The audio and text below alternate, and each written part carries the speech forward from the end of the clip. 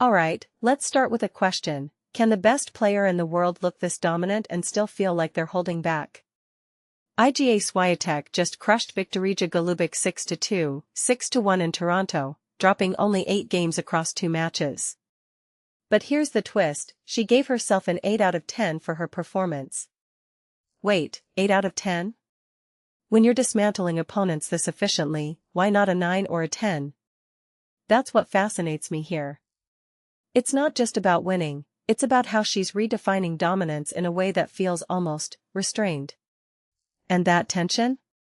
That's the story of her season. Now, let's rewind. Swiatek's 2024 has been a roller coaster.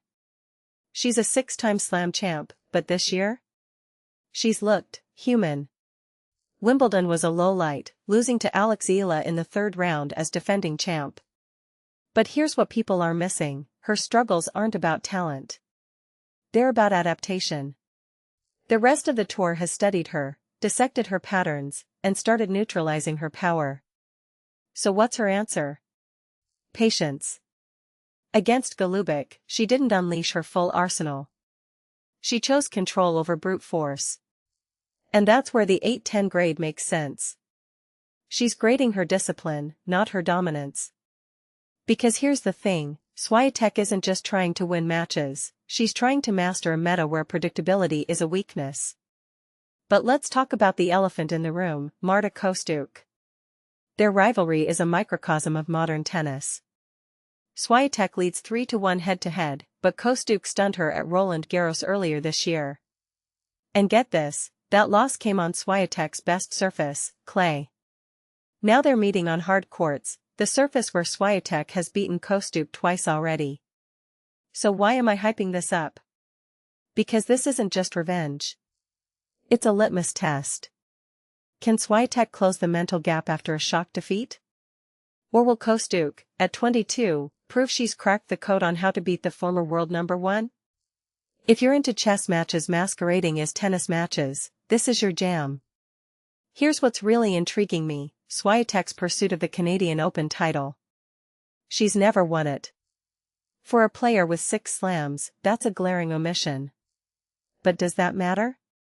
In my opinion, yes, but not for the trophy itself. This tournament would symbolize her ability to thrive in the non-major moments.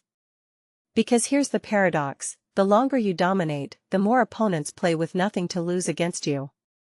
Everyone's hunting Swiatek now. And the Canadian Open? It's the perfect stage to silence that noise. But if she falters here? It'll fuel the narrative that her reign is, well, mortal. Let's zoom out for a second. What's the bigger pattern here? Swiatek's journey mirrors Serena Williams' twilight years, but in reverse. Serena faced relentless pressure to prove she could still win after dips in form. Swiatek's dealing with the opposite, proving she can sustain dominance when the sport has evolved to counter her. Her strategy of measured aggression isn't just tactical, it's existential. If she starts swinging for the fences again, she risks playing into opponents' hands. But if she trusts her adjustments? She might redefine what elite tennis looks like in 2024. So here's my hot take, this Canadian Open run isn't about the title. It's about signaling to the tour that her blueprint for success isn't broken, it's just upgraded.